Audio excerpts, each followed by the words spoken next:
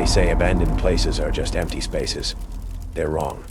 Welcome to Dreamland, Florida, a ghost town of faded paint and broken rides, where the laughter died. But something else was born. My name is Liam Hayes, a security guard looking for quiet. But I found myself living by 3 strange rules just to survive the night. What's the creepiest place you've ever been alone after dark? Tell me in the comments below. Tell me in the comments below. And if you're brave enough to step through the gates of Dreamland, subscribe to Night Creepypasta Rules and ring that bell. Because here, the funhouse isn't just distorted glass. It's a mirror to something else. The shift begins now. They say forgotten places gather dust. Tangible evidence of time's slow decay.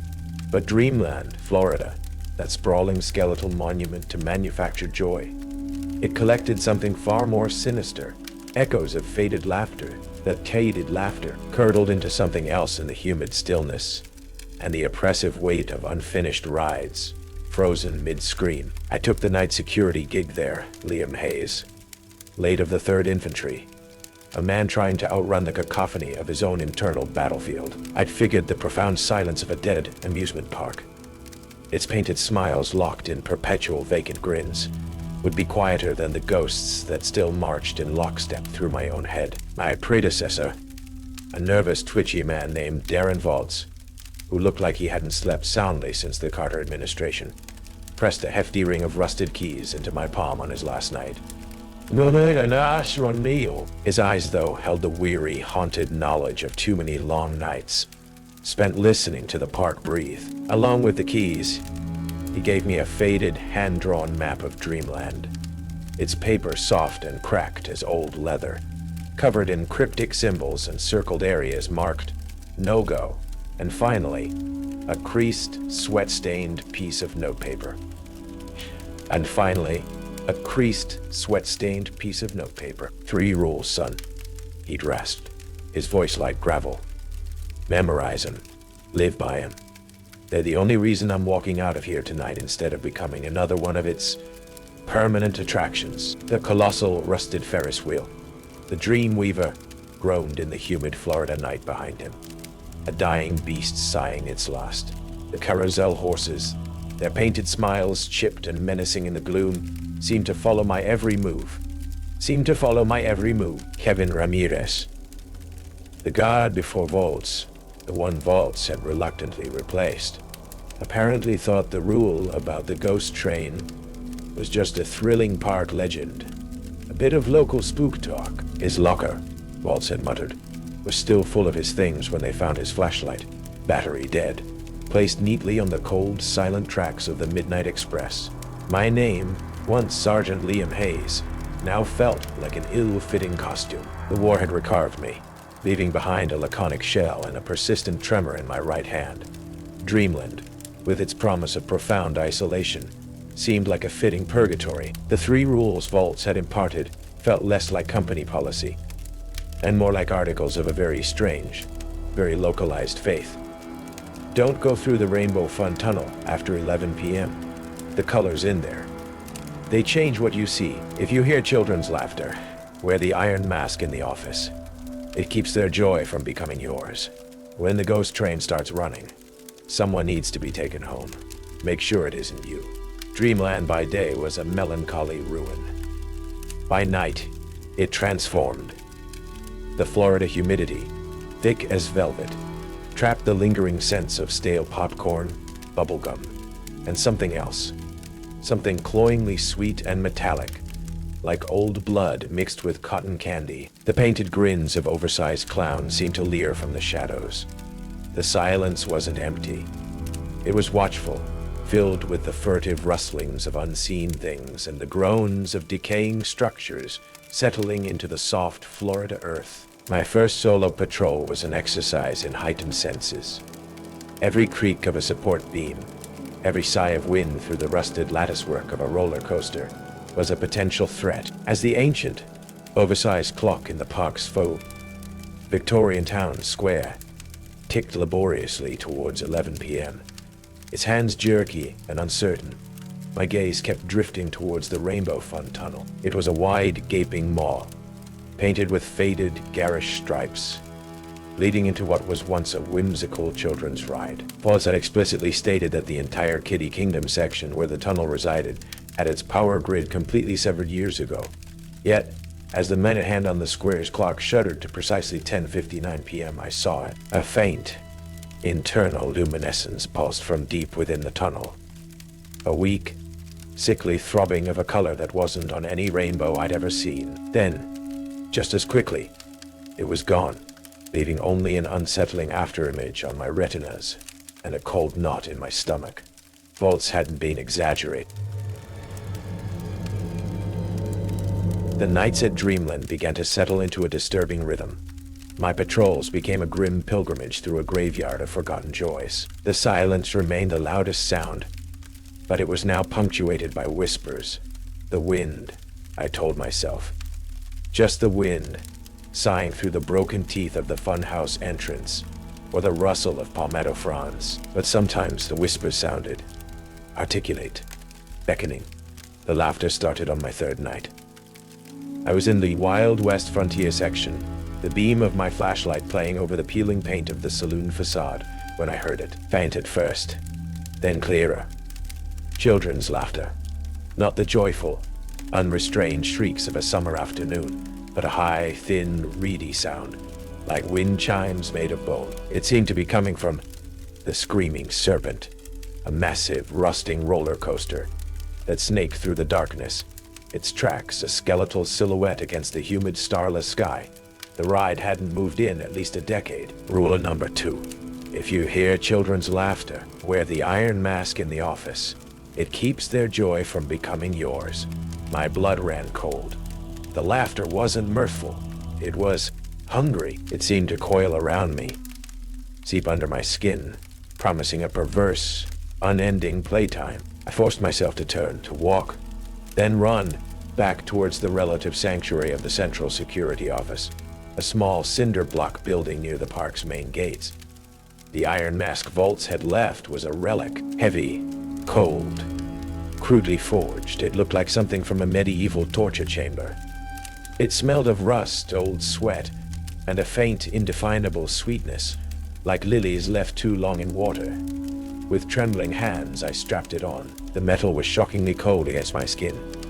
It was claustrophobic, the eye slits narrow, offering only a tunnel vision of the cluttered office. But as the last buckle clicked into place, the children's laughter, which had seemed to be right outside the door, receded. It didn't stop entirely, but it became distant, muffled, as if filtered through layers of cotton wool. The joy it promised now felt like a cold, sharp thing, something best kept at arm's length. I sat there in the suffocating darkness of the mask until the first hint of gray dawn, the laughter finally fading with the receding night. It was later that week I met Jayla Moon. She arrived in a battered county utility truck, claiming to be checking on some old municipal power lines that supposedly ran beneath a section of the park. She was young, sharp-eyed, with an air of no-nonsense professionalism that felt refreshingly normal. In the increasingly surreal landscape of Dreamland, she asked a lot of questions about the park's history, about the persistent local rumors of disappearances, her skepticism barely concealing a keen curiosity. I kept my answers vague. I wasn't ready to share the rules or the mask. That night, reviewing the grainy footage from one of the few functioning security cameras, this one covering a section of the midway near the Screaming Serpent, I saw it just after the time I'd heard the laughter and fled for the office. A small, indistinct black shape, no bigger than a child, flickered across the screen for a fraction of a second, moving with an unnatural fluid speed. It had no discernible features, just a void in the darkness. Then it was gone. The timestamp on the recording jumped erratically for a full minute afterwards. The park was beginning to exert a strange pull on me. The lines between my waking hours and the fragmented, sweat-soaked nightmares of my PTSD were blurring. I'd find myself staring at the chipped paint of a carousel horse, lost in a reverie, only to be snapped back by the caw of a crow or the distant groan of rusting metal. The Jiangxi clock, in the security office became an object of morbid fascination.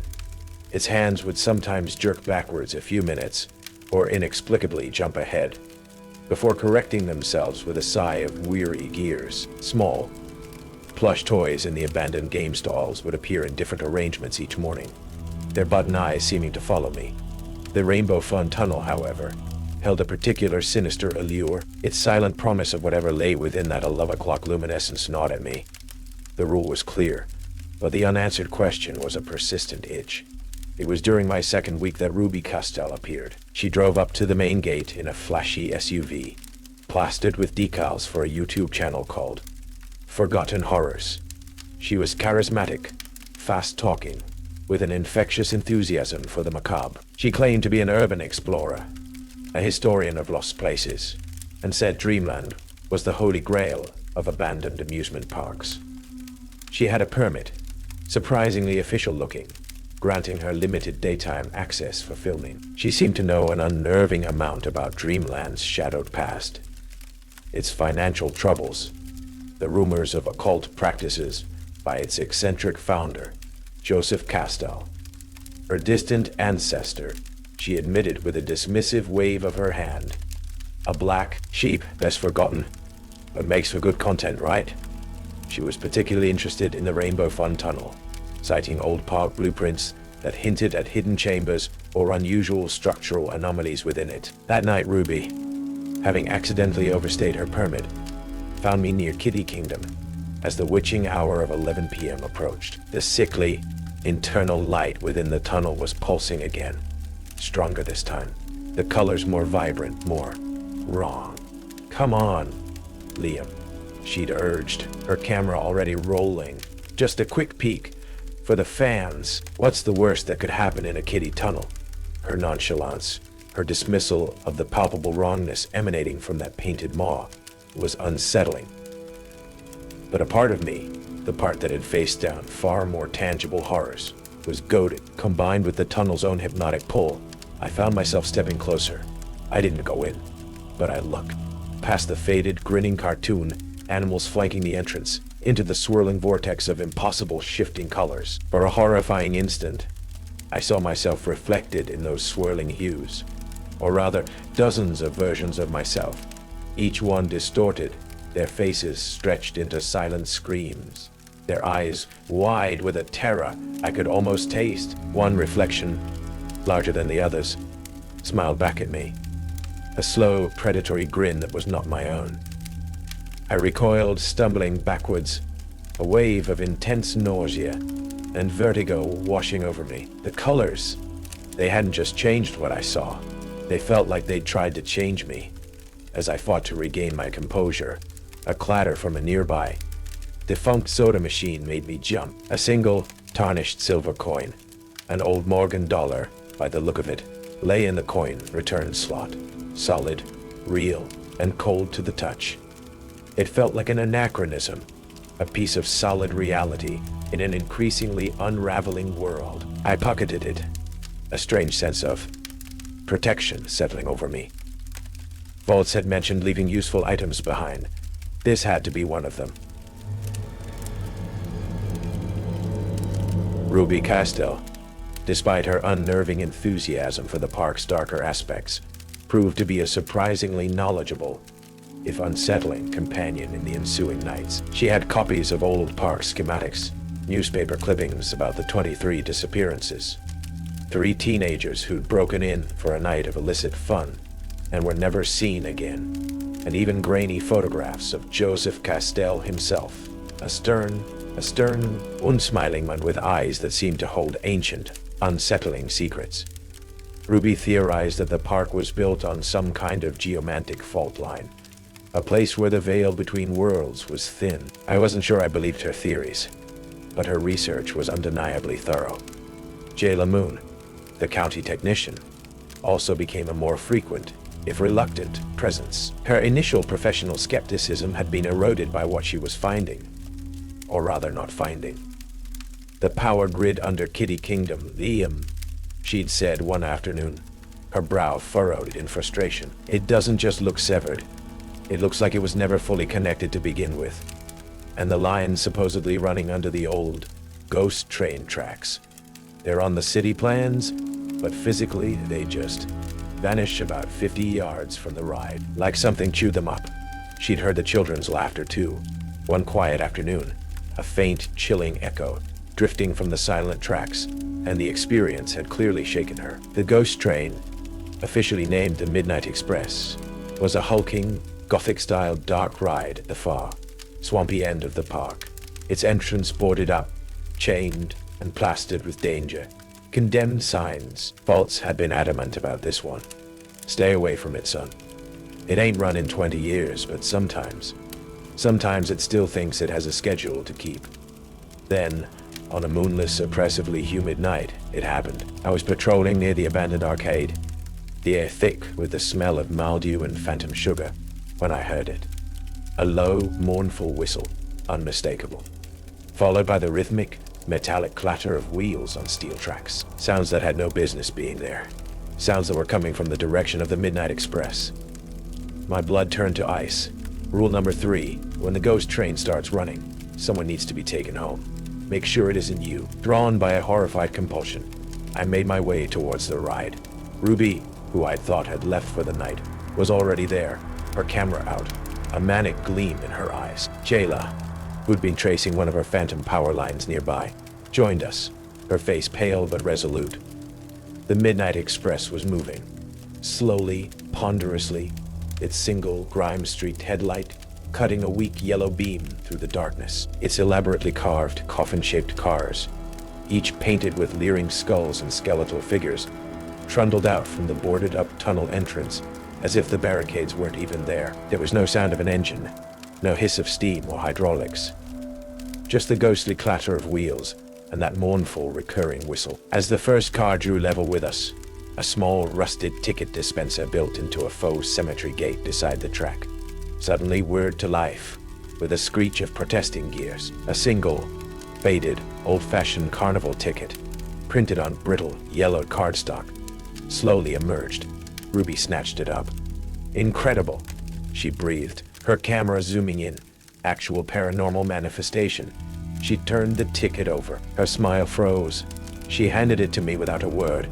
Printed on it, in faded Gothic script, was a single destination, Terminus, and beneath it, in a space clearly marked, passenger name, was one word, Hayes, my name. A cold, irresistible force seemed to tug at me, pulling me towards the open door of the nearest train car. It wasn't physical. It was a psychic summons, a deep, primal yearning to board, to take my designated seat, to go home. From inside the darkened car, I could almost hear faint whispers, the echo of forgotten laughter. Just as my foot was about to leave the ground, a small, childlike hand, impossibly cold, shot out from behind a cracked, fogged-up mirror on a nearby game stall. One of those distorting funhouse mirrors. Its tiny fingers scrawled a single, reversed word in the thick dust on the glass. N-O-T. Then it vanished. Ruby, for all her excitement, looked momentarily unnerved by the ghostly intervention. But the train, it was still waiting, and my name was on the ticket. The Midnight Express idled on its phantom tracks, a silent, predatory beast, its single headlight boring into the oppressive darkness. The ticket, my ticket, felt impossibly heavy in my hand, its faded ink a stark, undeniable summons. The psychic pull towards the open car was a physical ache, a deep, resonant yearning to surrender, to find whatever oblivion lay at the terminus. The whispers from within the train grew louder, more insistent, promising rest, promising an end to the endless patrol of my own haunted memories. Liam, Daunt, Jayla's voice, sharp with genuine alarm, cut through the hypnotic allure. She grabbed my arm, her grip surprisingly strong. That thing, it's not right. The power readings around it are impossible. Ruby Castell, however, was practically vibrating with excitement. This is it. This is the core manifestation. Her camera was inches from the train car, capturing every spectral detail. Joseph Castell wrote about this. The soul ferryman, a conduit for transitional energies. Her eyes, however, held a gleam that was less academic curiosity and more a predatory, almost possessive hunger. The puppet boy's ethereal intervention, that dusty NOT on the mirror, had been a lifeline. I fought back the train's insidious pull, planting my feet. The weight of the silver coin vaults had left feeling reassuringly solid in my pocket. Someone needs to be taken home, I rasped, the words of the third rule echoing in my mind. But it's not going to be me. With Jayla's help, and guided by a series of increasingly frantic, reversed messages scrawled by the puppet boy on dusty game consoles and fogged-up windows, messages like DNRU underground, and an error Caribbean, mirror breaker or Maka. We found it, hidden beneath the crumbling, rat-infested remains of the old Galaxy arcade. Behind a false wall in what was once a prize redemption booth was a narrow, steep flight of stone steps, slick with mildew, leading down into an earthy-smelling darkness. The air that seeped up from below was cold, ancient, and carried the faint, cloying scent of that same lily-like sweetness I'd associated with the Iron Mask. Joseph Castell's private study, perhaps, Ruby mused, her camera already probing the darkness, or something more ceremonial. She seemed almost too eager to descend. The chamber below was circular, hewn from the damp Florida earth. Its walls covered in bizarre, interlocking symbols that seemed to writhe in the beams of our flashlights. In the center, a shallow circular depression was filled with a dark, stagnant liquid that reflected the light like polished obsidian. Around its rim were carvings depicting stylized figures, some human, some less so, engaged in what looked like a ritualistic dance. And everywhere, there was the oppressive sense of immense age, of something ancient and sentient slumbering just beneath the surface. This was no mere forgotten basement. This was a place of power, a nexus. Old, leather-bound ledgers lay open on a stone plinth, their pages filled with Joseph Castell's spidery, obsessive script. He wrote not of amusement park rides, but of Belgrin, the leech of forgotten delights, the weaver of memory's shadow. He detailed a ritual performed in 1971, a pact made to bind Belgrin to Dreamland, to harness its power to draw crowds, to evoke a manufactured nostalgia that would keep the turnstiles clicking. Belgrin, it seemed, fed on strong emotions. Joy, yes, but more potently on fear, regret, and the lingering echoes of lost childhoods. In return for this patronage, Belgrin required a keeper of the threshold, an anchor soul, someone bound to the park, to its memories, to prevent the leech from wandering, from overfeeding. Joseph Castell had been the first. Subsequent keepers, the journals hinted, had been less willing. As we read, the atmosphere in Dreamland above us seemed to thicken, to roil. The distant, mournful whistle of the Midnight Express sounded again, closer this time, angrier. The faint, childlike laughter we'd heard before now echoed through the park, but it was sharper, tinged with a predatory malice. The lights in the arcade flickered erratically, casting grotesque, dancing shadows. Belgrin was aware of our intrusion. It was agitated. This is insane. Jayla breathed, her scientific composure visibly cracking. He summoned a what? A memory vampire. Ruby, however, was eerily calm, almost reverent. She ran a finger over one of the symbols on the wall. Not a vampire, dear. A symbiotic entity. Misunderstood. Joseph wasn't just a showman. He was a visionary, a master of experiential engineering. She turned to us, her eyes glittering with an unnatural light. He knew that true immortality isn't found in flesh, but in memory. in being part of something eternal. It was then that the first of them appeared at the top of the stone steps. A small, dark silhouette, no taller than a child, but with an unnerving adult stillness. Then another, and another. Belgrin's children. The echoes, the shadows, their featureless faces turned towards us. "Ruby," I said, my voice low and dangerous, my hand already on the heavy wrench I'd taken from Vault's old toolkit. "What exactly did you come here for?" She smiled, a slow unfolding of predatory delight. "Why, Liam, I came to reclaim my birthright, of course." She produced a small, intricately carved wooden flute from her bag, its wood dark and ancient-looking. Joseph Castell was my great-grandfather. He understood power. He understood control. But his methods were crude. The binding frayed. The keepers became unreliable. She gestured towards the encroaching shadows. Belgrin grew restless, hungry. It needed a new anchor. A stronger one. Her gaze fixed on me, cold and appraising. "You, Liam Hayes, with your war, your losses, your beautiful, fractured memories. You are a feast. A perfect conduit." The Midnight Express wasn't just a summons. It was a seasoning, a tenderizing, preparing you to become the new heart of Dreamland. "You set me up," I snarled. "The rules, the train, you knew. She trilled a few discordant notes on the flute, and the shadows at the top of the stairs seemed to solidify, to take on more substance. "My dear Liam, I didn't just know. I amplified. I reopened pathways Joseph had let fall into disuse. I helped Belgrin remember its purpose, her forgotten horrors. Persona was gone, replaced by something far older, far more ruthless. This park, this power, it belongs to the Castell bloodline, and I intend to restore it to its former glory. But first," her smile was chilling, "Belgrin requires its due.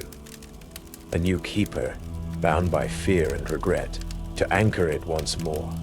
And you, Liam, are the star of tonight's grand reopening." The shadows began to descend the stairs, their movements silent, inexorable, their featureless faces promising an eternity of recycled nightmares.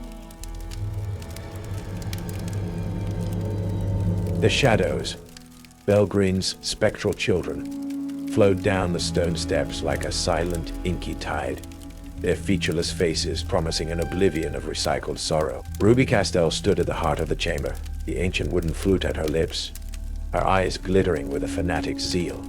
The air thrummed with a discordant, sickening energy, the cloying scent of lilies and old blood almost overpowering. "Don't you see, Liam?" Ruby's voice was honeyed, persuasive, weaving through the low thrum of the flute. "This isn't an ending for you. It's a new beginning. You'll be part of something eternal, a living memory, the heart that keeps Dreamland beating." "He's not a memory, he's a man," Jayla yelled, her fear momentarily eclipsed by a surge of defiance. She aimed her heavy industrial flashlight directly at the advancing shadows, its powerful beam causing them to recoil slightly, to hiss like steam on a hot griddle. But there were too many. The silver coin in my pocket felt warm, almost buzzing. The iron mask from the office.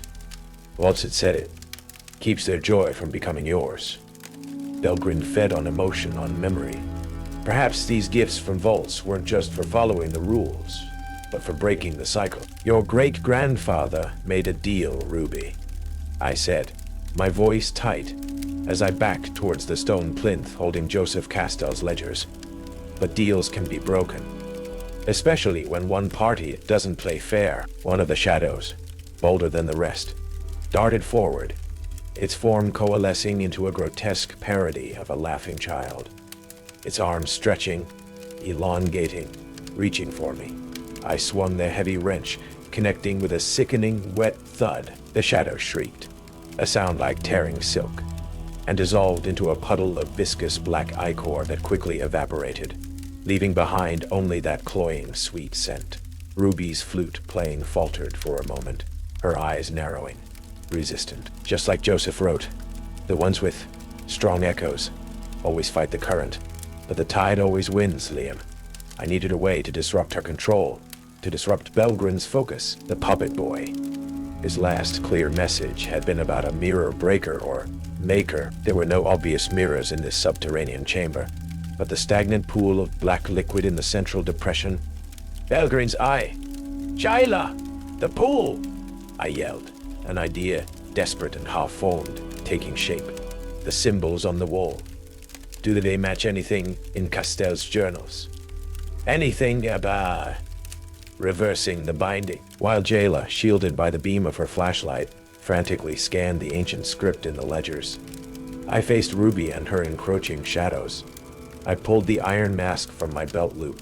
It was cold, heavy, a tangible piece of old-world fear. You think that antique trinket can stop what's coming?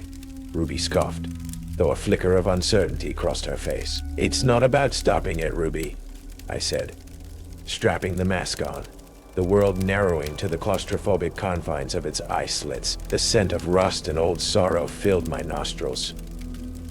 But beneath it, there was a strange sense of clarity, a dulling of the emotional cacophony Belgrin was trying to evoke.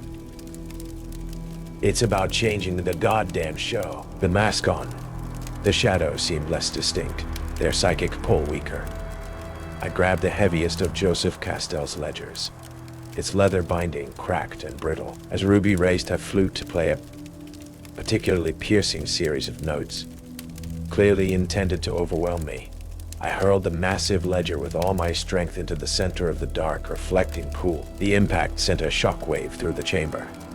The black liquid erupted upwards, then receded, its surface no longer still and reflective, but violently agitated, like a stormy sea. The symbols on the walls pulsed with a furious, chaotic light. Belgrin, wherever its true consciousness resided, let out a howl of rage and pain, a sound that vibrated through the very stones of Dreamland, shaking dust from the low ceiling.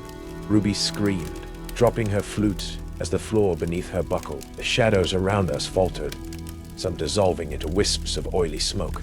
The binding, it's unstable, Jayla shouted over the din, pointing to a passage in the journal she'd been reading. Castell wrote, a sudden violent disruption to the heart mirror. While the anchor is unseated, it could sever the primary tether. The heart mirror was the pool, and I, the designated new anchor, was very much unseated. The Midnight Express, I realized with a jolt, was the key. Not just a summons, but the mechanism for transferring the anchor. The puppet boy's final clue. Shia Koayen El Itao Kui. The key to open the final train passage. Not a physical key, but an understanding. The train needed to run to complete its journey, but it needed the right passenger. Ruby, I yelled, grabbing her arm as she tried to scramble away from the now violently bucking floor. None be your ancestor, Joseph. He was the first anchor. Where did his final passage lead? Her eyes were wide with terror, her fanatical resolve shattered. The carousel. The hidden room beneath it. Where he first called Belgrin. She stammered. That was his true terminus. The carousel, the heart of Dreamland's manufactured joy, and perhaps the heart of its curse. The chamber was collapsing. Chunks of earth and stone rained down. Belgrin's howls of fury and pain echoed from the agitated depths of the dark pool, its power waning but still immense, desperately seeking a new anchor. The shadows thrashed, disoriented, some attacking each other in their confusion. We have to get to the carousel, I yelled to Jayla, pulling a dazed Ruby along. If Castell's original binding point is there, maybe we can. I don't know. Complete Belgrin's cycle without a new human sacrifice. We scrambled up the crumbling stone steps and burst out into the chaotic, supernaturally charged atmosphere of the Galaxy Arcade. The park outside was a nightmare. Reeds were groaning and sparking. Carousel music played a discordant, off-key dirge, and the ghostly laughter of children was everywhere, no longer playful, but filled with a raw, primal hunger. The Midnight Express still idled on its tracks, its single headlight like a baleful eye, waiting, guided by Ruby's terrified, disjointed directions and the distant, mournful call of the carousel's organ. We fought our way through the pandemonium. The puppet boy, now a more solid, sorrowful apparition, flickered at the edges of our vision, pointing the way, his small spectral hand urging us onward. We reached the grand carousel. It was spinning slowly, erratically, its painted horses rising and falling with a jerky, unnatural rhythm, their grins wider, more predatory than ever. In the center, beneath the ornate calliope-style organ, was a trapdoor I'd never noticed before, its edges almost invisible. "This is it," Ruby whispered, her body trembling. "This is where he began it all." As I wrenched open the trapdoor, revealing a narrow spiral staircase leading down into darkness, the Midnight Express whistle shrieked, a final, desperate summons.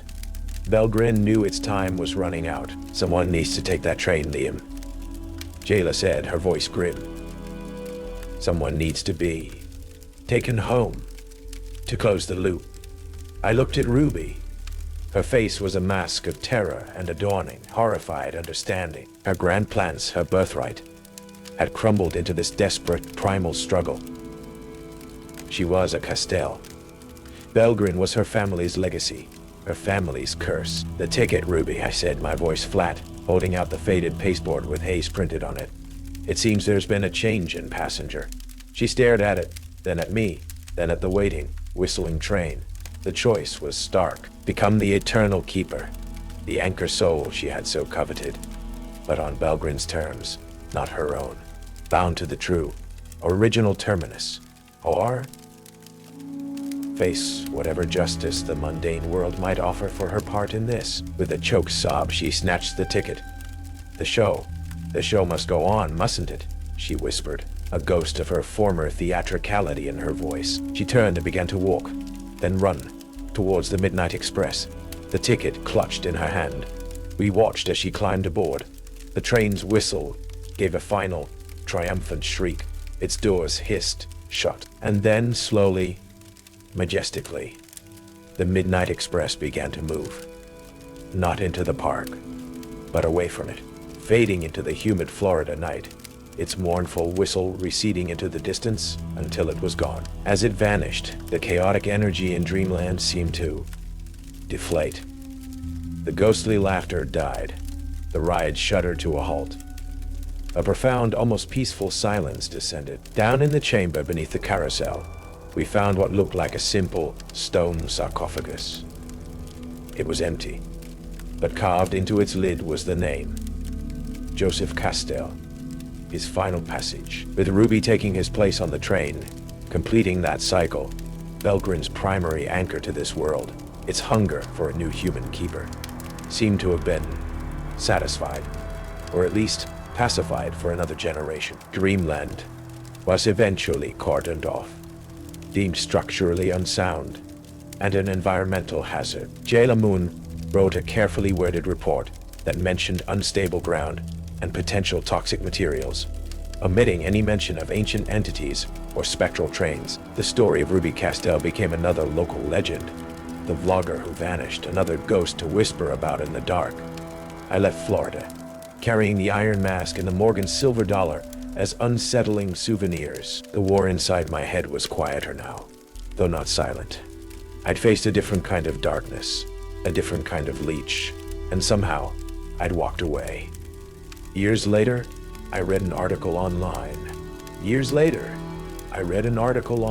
A small independent film company was trying to get funding to shoot a documentary about America's most haunted, defunct amusement parks. One of the locations they were scouting was a place in rural Florida called Dreamland. The article mentioned local rumors of a dedicated, if somewhat eccentric, new caretaker who had recently taken up residence on the outskirts of the property, a woman who claimed to be a distant descendant of the park's founder, and who spoke passionately about preserving its unique historical atmosphere. The cycle, it seemed, was always looking for its next encore, But this time, I knew with a chilling certainty my name wasn't on the ticket. Dreamland holds its secrets tight, guarded by shadows and the echoes of lost joy. Liam Hayes learned that some rides don't have an exit, and some games never end. The rules were a desperate guide through a terrifying, manufactured nightmare. The train has left the station, but the passengers remain.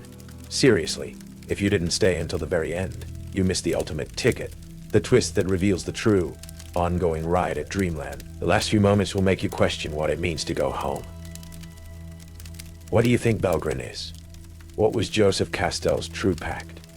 Share your theories in the comments below. And if you made it through the night shift at Dreamland, if the park hasn't claimed you, then you're already part of our story. Subscribe to Night Creepypasta Rules, because some attractions demand a very specific kind of ticket, and the fun is eternal.